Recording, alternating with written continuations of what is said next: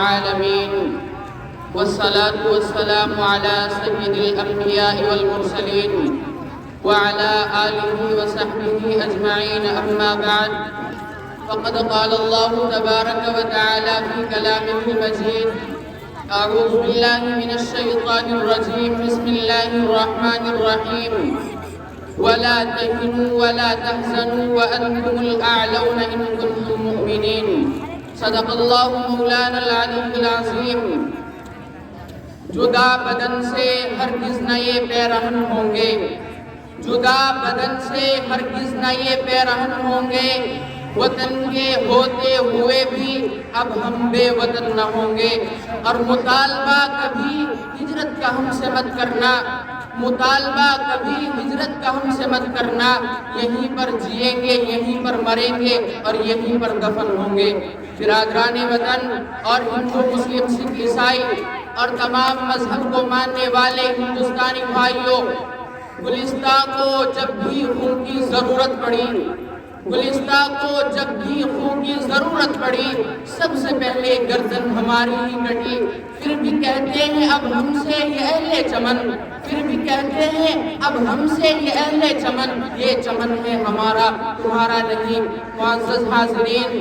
علماء اکرام اور باہر سے تشریف لائے ہوئے مہمانان اعظام، آج کے اس تاریخی جشن یوم جمہوریہ کے موقع پر آپ حضرات نے مجھے جس عنوان پر لب نشائی کرنے کا موقع دیا ہے، سچ تو یہ ہے کہ میں ادنا سا طالب علم اس کا اہل نہیں ہوں کہ میں عظیم ہندوستان کی عظیم الشان تاریخ کو کیسے بیان کروں، لیکن ایک مقولہ یاد آیا کہ الامر فوق الادب، کہ حکم ادب سے بڑھ کر ہوتا ہے۔ اس لیے حضرت محترم قاری وکیل الرحمان صاحب اور مدرسے کے موقر اور معزز اساتذہ اکرام اور باہر سے تشریف لائے ہوئے مہمانوں کا اکرام اور حکم سمجھتے ہوئے میں آپ حضرات کے سامنے حاضر ہو گیا ہوں۔ دعا کیجیے اللہ رب العزت مجھ چھوٹے سے طالب علم کو عظیم ہندوستان کی عظیم الشان تاریخ کو صحیح طریقے پر بیان کرنے کی توفیق نصیب فرمائے۔ معزز حاضرین، آج ہندوستان کے چپے چپے میں، آج ہندوستان کے گوشے گوشے میں، مختلف تنظیموں اور مختلف اداروں میں، مختلف اسکولوں اور کالجوں کے اندر غیر معمولی دھوم دھام سے جشن یوم جمہوریہ منایا جا رہا ہے۔ غلام ہندوستان کی داستان اور آزادی کی کہانیاں سنائی جا رہی ہیں اور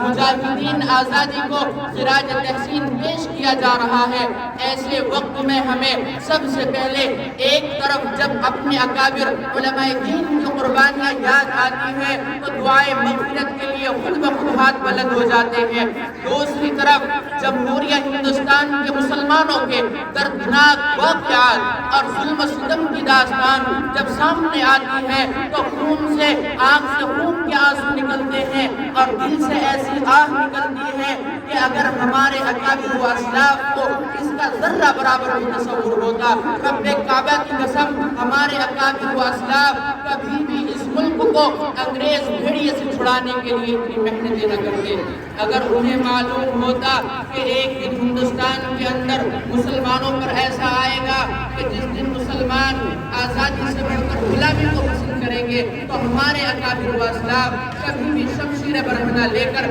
میدان میں نہ نکلتے اور اس ملک کو آزاد نہ کراتے۔ معزز حاضرین، آپ ہندوستان کی تاریخ کو سماعت فرمائیے گا اور اس کے بعد آج کے حالات ہندوستان کی میں آپ کے سامنے رکھتا ہوں۔ معزز حاضرین، اب مجھے کہہ لینے دیجئے کہ یہ وہی ہندوستان ہے جس ہندوستان کی آزادی کے لیے صرف سن 1857 میں 51,000 علماء شہید ہوئے۔ یہ وہی ہندوستان ہے جس ہندوستان کی آزادی کے لیے دہلی کے چاندنی چوک سے لے کر خیبر تک کے تمام درختوں پر علماء اکرام کی گردنیں لٹکائی گئی۔ یہ وہی ہندوستان ہے جس ہندوستان کی آزادی کے لیے 80 علماء کو بوریوں کے اندر بند کر کے دجلہ وادی میں لے جا کر گولیوں سے بھون دیا گیا۔ یہ وہی ہندوستان ہے جس ہندوستان کی آزادی کے لیے علماء اکرام کو برہنہ کر کے آگ کے انگاروں پر لٹایا گیا۔ جی ہاں، یہ وہی ہندوستان ہے جس ہندوستان کی آزادی کے لیے سن 1857 سے لے کر سن 1947 تک 21 لاکھ مسلمانوں نے جان کا نذرانہ پیش کیا۔ جی ہاں معزز حاضرین، یہ وہی ہندوستان ہے جس ہندوستان کی آزادی کے لیے ٹیپو سلطان شہید نے اپنی جان گنوا دی تھی۔ یہ وہی ہندوستان ہے جس ہندوستان کی آزادی کے لیے شاہ اسماعیل شہید نے اپنی گردن کٹوا دی تھی۔ یہ وہی ہندوستان ہے جس ہندوستان کی آزادی کے لیے تمام مسلمانوں نے تن من دھن کی بازی لگا دی تھی۔ اور آج اگر ہمارے اکابر و اسلاف کو یہ معلوم ہوتا کہ ایک دن ہندوستان کے اندر ایسا آئے گا کہ اس ہندوستان کے اندر مسلمانوں کے اوپر ظلم و ستم کے پہاڑ توڑے جائیں گے، اس ہندوستان کے اندر مسلمانوں کی بچیوں کو ننگا ناچنے پر مجبور کیا جائے گا، اس ہندوستان کے اندر مسلمانوں کی بچیوں کو نقاب اتار کر اسکول اور کالج کے اندر آنے پر مجبور کیا جائے گا، اس ہندوستان کے اندر بابری مسجد کو منہدم کر کے رام مندر تعمیر کیا جائے گا، اس ہندوستان کے اندر ان علماء کے نقش قدم پر چلنے والے علماء بے باک مقرر، شعلہ بیاں مقرر مولانا عبدالسمیع صاحب اور حضرت مولانا کلیم صدیقی جیسی شخصیت کو سلاخوں کے پیچھے ڈالا جائے گا، اور اس ہندوستان کے مسلم حکمران اعظم خان جیسی شخصیت، حاجی یعقوب قریشی، حاجی فضل الرحمان، حاجی اقبال ایملسی صاحب جیسی شخصیت اور سیاستدان کو سلاخوں کے پیچھے ڈالا جائے گا اور ووٹ ڈالنے تک کے حق کو ختم کیا جائے گا۔ اگر ہمارے اکابر و اسلاف کو اس کا ذرہ برابر بھی علم ہوتا کہ اس ہندوستان کے اندر مسلمانوں کے مدارس کا سروے کیا جائے گا اور وہ دارالعلوم جیسی عظیم اور قدیم درسگاہ جس کے اندر علماء اکرام نے بیٹھ کر تحریک آزادی چلائی ہے، اس دارالعلوم جیسی عظیم اور قدیم درسگاہ کو غیر قانونی بتلایا جائے گا اور مسلمانوں کے مدارس پر بلڈوزر چلانے کا اعلان کیا جائے گا، مسلمانوں کی مساجد پر لگے ہوئے لاؤڈ اسپیکروں پر اذان دینے پر پابندی ہوگی، مسلمانوں کے مدارس کو دہشت گردی کا اڈا بتلایا جائے گا، مسلمانوں کے بچوں پر دہشت گردی کا الزام لگایا جائے گا اور تمام مسلمانوں کو وطن کے وفادار اور غدار ہونے کا، بے وفا ہونے کا الزام لگایا جائے گا۔ تو میں اس زمین کے اوپر آسمان کے نیچے کھڑا ہو کر رب کعبہ کی قسم کھا کر کہتا ہوں کہ اگر ہمارے اکابر و اسلاف کو اس کا ذرہ برابر بھی تصور ہوتا تو وہ اس ملک کو انگریز بھیڑیے سے آزاد کرانے کے لیے کبھی بھی اتنی محنتیں نہ کرتے اور اپنی جانیں نہ گواتے اور اس ملک کو آزاد کر دیتے۔ نعرہ تکبیر، اللہ نعرہ تکبیر، اللہ مولانا ابوالکلام آزاد نعرہ لگائیے۔ مدرسہ اسلامیہ عربیہ، مدرسہ دارالعلوم، مولانا ارشد مدنی، مولانا حسین احمد مدنی، مولانا فضل الرحمان سوادی، نعرہ تکبیر۔ میں اپنے ہندوستانی تمام بھائیوں سے پوچھنا چاہتا ہوں کہ یہ کیسا ملک ہے، یہ کیسی آزادی ہے، یہ کیسی جمہوریت ہے کہ ایک ملک کے اندر صرف مسلمانوں کے مذہبی معاملات کے اندر مداخلت کی جائے۔ میں تمام ہندوستانی بھائیوں سے کہہ دینا چاہتا ہوں کہ میری بات کو کان کھول کر سن لیں کہ اگر اسی کا نام آزادی ہے، اگر اسی کو آزادی کہتے ہیں تو ہم ایسی آزادی کے طلبگار نہیں ہیں۔ ہمیں آزادی چاہیے اس ملک کے اندر، اگر ہمیں آزادی چاہیے تو قرآن کریم کی حفاظت کی آزادی چاہیے، ہمیں آزادی چاہیے تو مدارس کی حفاظت کی آزادی چاہیے، ہمیں آزادی چاہیے تو مساجد کی حفاظت کی آزادی چاہیے، ہمیں آزادی چاہیے تو علماء اکرام کی حفاظت کی آزادی چاہیے، ہمیں آزادی چاہیے تو بابری مسجد کی حفاظت کی آزادی چاہیے، ہمیں آزادی چاہیے تو مسلم پرسنل لا کی حفاظت کی آزادی چاہیے۔ کیا یہ جمہوریت کا خون نہیں ہے؟ میں اپنے تمام ہندوستانی بھائیوں سے پوچھنا چاہتا ہوں کہ کیا یہ جمہوریت کا خون نہیں ہے؟ کیا یہ قانون آزادی کے خلاف ورزی نہیں ہے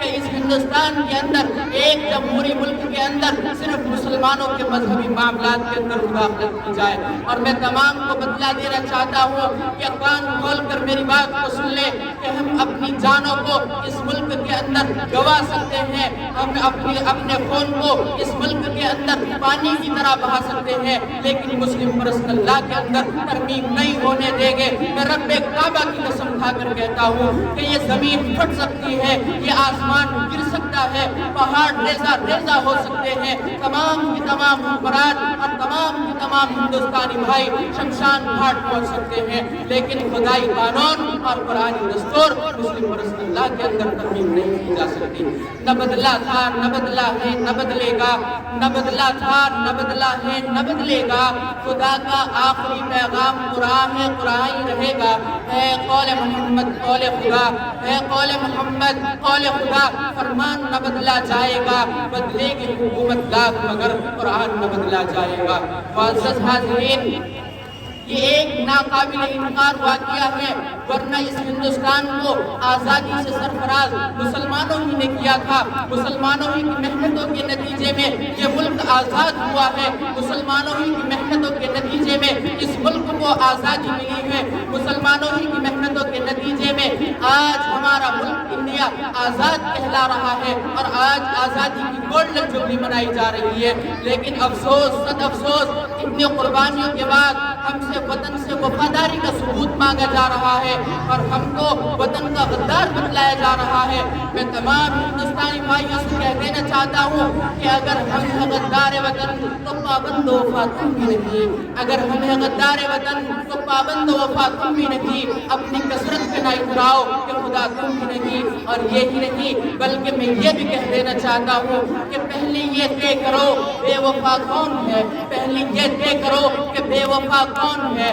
وقت پھر خود بتلائے گا کہ غدار کون ہے۔ اور ہم پہ الزام بغاوت کا لگانے والوں، ہم پہ الزام بغاوت کا لگانے والوں، بے وفا کون ہے؟ اپنے مہاتما باپ سے پوچھا ہوتا، اتنے جاباز مسلمانوں نے کیا اپنا لہو، وطن پاک کی سنگلاخ وادی سے پوچھا ہوتا۔ معزز حاضرین، فرقہ پرست طاقتیں کبھی بھی اس ملک کو آزاد نہیں کرا سکتی تھی، کبھی بھی اس ملک سے انگریز کو نہیں بھگا سکتی تھی، کبھی بھی اس ملک کو انگریز کی غلامی سے نہیں چھڑا سکتی تھی۔ تو اب میں کہہ دینا چاہتا ہوں تمام ہندوستانی بھائیوں کو کہ ہم اس ملک کے وفادار ہیں، اس ملک کے ذرے ذرے پر، اس ملک کے بوٹے بوٹے پر، اس ملک کے پتے پتے پر، اس ملک کے بچے بچے پر ہمارا حق ہے۔ ہم نے ہی اس ملک کو آزاد کیا ہے اور ہم نے ہی اس ملک کو آباد کیا ہے اور ہم نے ہی اس ملک کی دھرتی میں اس کی آزادی کے لیے لڑے ہیں اور ہم نے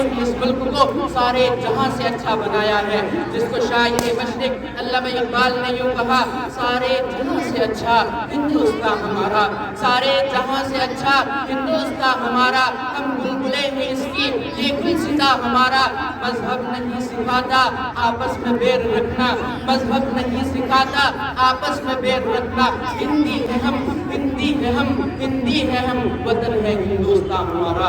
آج افسوس قد افسوس ہماری اس تاریخ کو بھلایا جا رہا ہے، ہمارے ان کارناموں کو آزادی کی تاریخ سے نکالا جا رہا ہے اور ستم بالائے ستم یہ تم سے یہ کہا جا رہا ہے کہ اے مسلمانوں، تمہارا ہندوستان کے اندر کوئی ادھیکار نہیں ہے، اے مسلمانوں تمہارا ہندوستان کے اندر کوئی حق نہیں ہے۔ اگر تمہارا ہندوستان کے اندر کوئی حق ہے، اگر تمہارا ہندوستان کے اندر کوئی ادھیکار ہے تو بتاؤ ہمیں کہ تم نے ہندوستان کو کیا دیا ہے، بتاؤ ہمیں کہ تم نے ہندوستان کے لیے کیا کیا ہے۔ میں اب بدلا دینا چاہتا ہوں تمام حکمرانوں کو، میں بدلا دینا چاہتا ہوں تمام سیاستدانوں کو، میں بدلا دینا چاہتا ہوں اپنے تمام وطنی بھائیوں کو، میں بدلا دینا چاہتا ہوں اپنے وطن کے تمام حقوق سے، میں بدلا دینا چاہتا ہوں اپنے ملک کے تمام عیسائیوں سے، میں بدلا دینا چاہتا ہوں اپنے ملک کے تمام سکھوں سے کہ جاؤ جاؤ ہمالیہ کی بلندی سے پوچھو،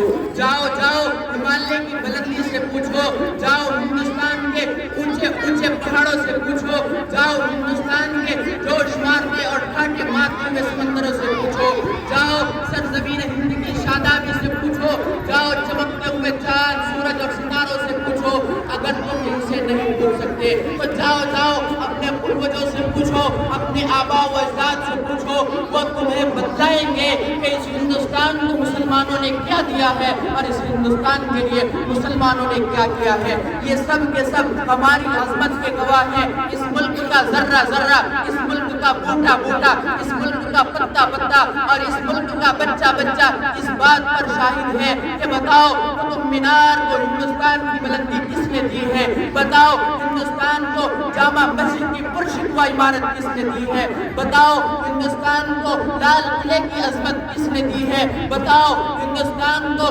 چمکتا اور دمکتا ہوا حسین اور خوبصورت تاج محل کس نے دیا ہے؟ میں پوچھنا چاہتا ہوں اپنے تمام ہندوستانی بھائیوں سے کہ بتلاؤ ہندوستان کو ٹیپو سلطان جیسا بہادر کس نے دیا تھا؟ بتاؤ ہندوستان کو مولانا قاسم نانوتوی جیسا سپہ سالار کس نے دیا تھا؟ بتاؤ ہندوستان کو شاہ عبدالعزیز جیسا محدث کس نے دیا تھا؟ بتاؤ ہندوستان کو شاہ اسماعیل شہید جیسا جوان کس نے دیا تھا؟ بتاؤ ہندوستان کو ایٹم بم بنا کر دشمنوں سے ٹکر لینے والا، دشمنوں کی آنکھوں میں آنکھیں ڈال کر بات کرنے والا ڈاکٹر اے پی جے عبدالکلام کو سائنسداں بنا کر کس نے سونپا تھا؟ بتاؤ اس ہندوستان کے اندر آزادی کے سرفروشوں اور حریت کے متوالوں کو انقلابی ترانہ کس نے دیا تھا کہ سرفروشی کی تمنا اب ہمارے دل میں ہے، سرفروشی کی تمنا اب ہمارے دل میں ہے، دیکھنا ہے زور کتنا بازوئے قاتل میں ہے۔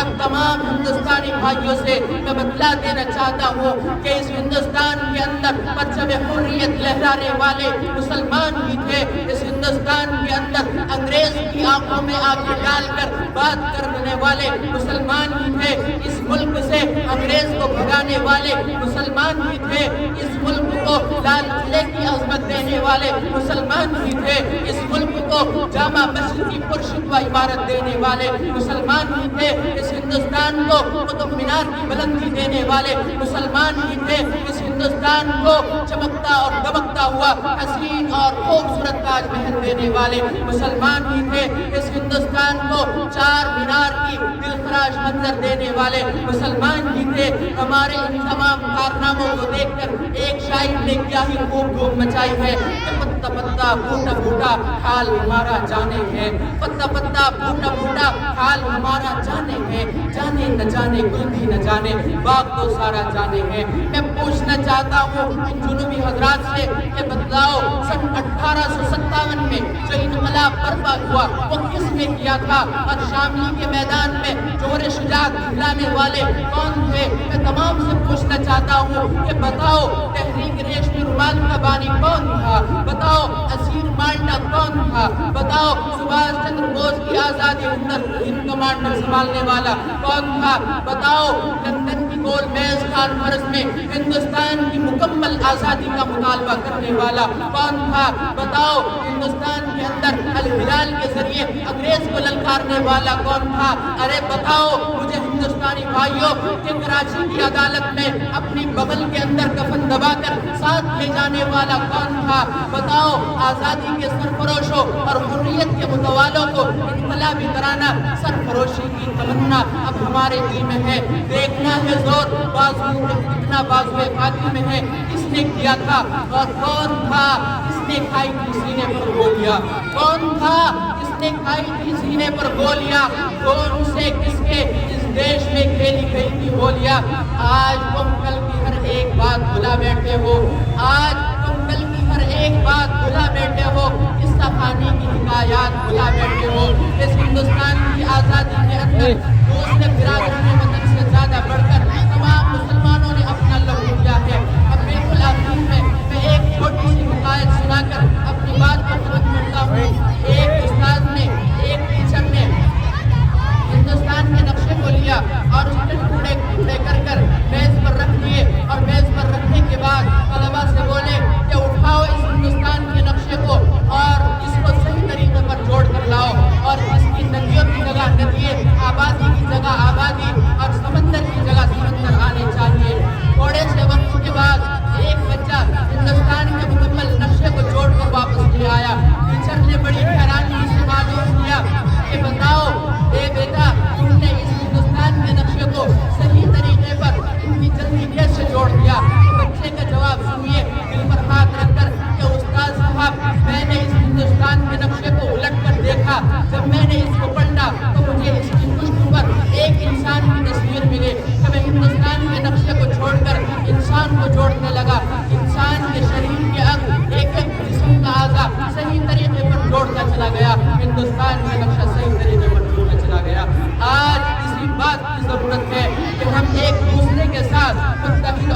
ایک ہو کر شانہ بشانہ ہو کر اس ہندوستان کی ترقی کے لیے، اس ہندوستان کے مستقبل کو روشن کرنے کے لیے ایک جگہ کامزن اور ایک پلیٹ فارم پر آ جائے تو انشاءاللہ العزیز یہ ہندوستان اس کا مستقبل روشن ہو جائے گا۔ بالکل آخر میں 4 شعر سنا کر اپنی بات کو ختم کرتا ہوں۔ یہ نفرت بری ہے نہ پالو اسے، یہ نفرت بری ہے نہ پالو اسے، دلوں میں خلش ہے نکالو اسے، نہ تیرا ہے نہ میرا ہے، نہ تیرا ہے نہ میرا ہے، نہ اس کا نہ اس کا، یہ ملک ہے سب کا، بچا لو اسے۔ اور اتنی سی بات ہواؤں کو بتائے رکھنا، اتنی سی بات ہواؤں کو بتائے رکھنا، روشنی ضرور ہوگی چراغ جلائے رکھنا، اور لہو دے کر جس ترنگے کی ہے حفاظت، لہو دے کر جس ترنگے کی ہے حفاظت، اس ترنگے کو سدا چھت پہ لگائے رکھنا۔ اور وہ لوگ جو ہم کو وطن کا غدار بتلاتے ہیں ان کے لیے کہنا چاہتا ہوں، ارے وہ